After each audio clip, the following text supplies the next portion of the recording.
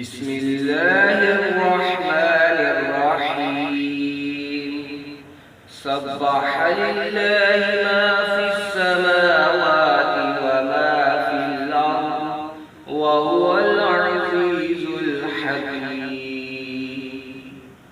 هو الذي أخرج الذين كفروا من أهل الكتاب من ديارهم لأول الحشر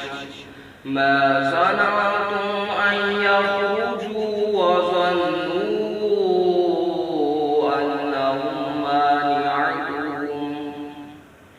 مانعتهم حصونهم من الله فأتاهم الله من حيث لم يحتسبوا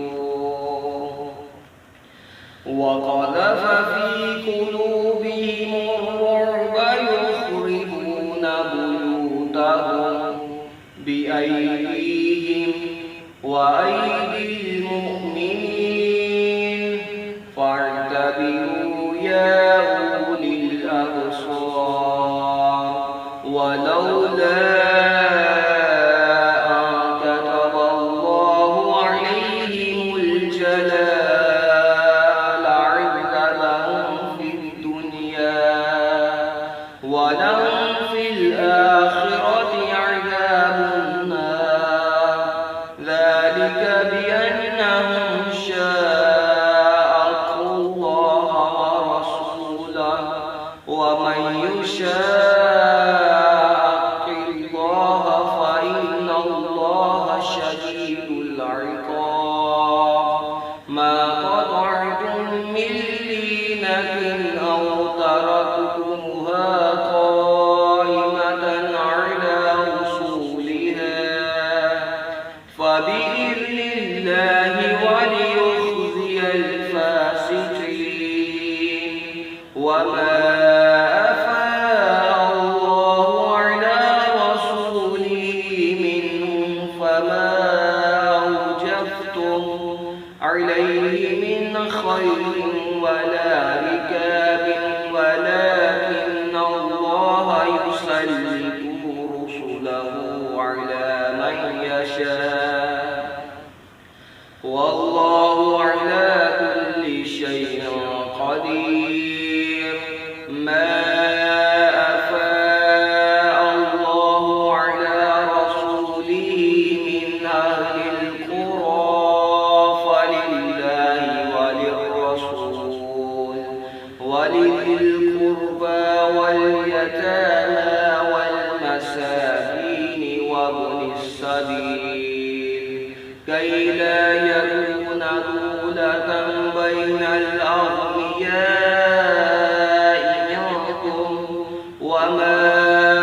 آتاكم الرسول فخذوه وما نهاكم عنه فاعتبروه واتقوا الله إن الله شديد العقاب للفقراء المهاجرين الذين أخرجوا من ديارهم وأموالهم يبتغون فضلا من الله ورضوانا وينصرون الله ورسوله أولئك هم الصادقون والذين تبوأوا الدار والإيمان من قبلهم يحبون من هاجر إليهم ولا يجدون في صدورهم حاجة مما أوتوا ويؤثرون على أنفسهم ولو كان بهم خصاصة ومن يوق شح نفسه فأولئك هم المفلحون والذين جاءوا من بعدهم يقولون ربنا اغفر ولإخواننا الذين سبقونا بالإيمان ولا تجعل في قلوبنا غلا للذين آمنوا ربنا إنك رؤوف رحيم. ألم تر إلى الذين نافقوا يقولون لإخوانهم الذين كفروا من أهل الكتاب لئن أخرجتم لنخرجن معكم ولا نطيع فيكم أحدا أبدا وإن قتلتم لننصرنكم والله يشهد إنهم لكاذبون. لئن أخرجوا لا يخرجون معهم ولئن قتلوا لا ينصرونهم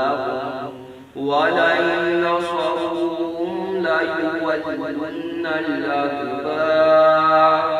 ثم لا ينصرون. لا أنتم أشد رهبة في صدورهم من الله ذلك بأنهم قوم لا يفقهون. لا يقاتلونكم جميعا إلا في قرى محصنة أو من وراء جدر بأسهم بينهم شديد تحسبهم جميعا وقلوبهم شتى ذلك بأنهم قوم لا يعقلون. كمثل الذين من قبلهم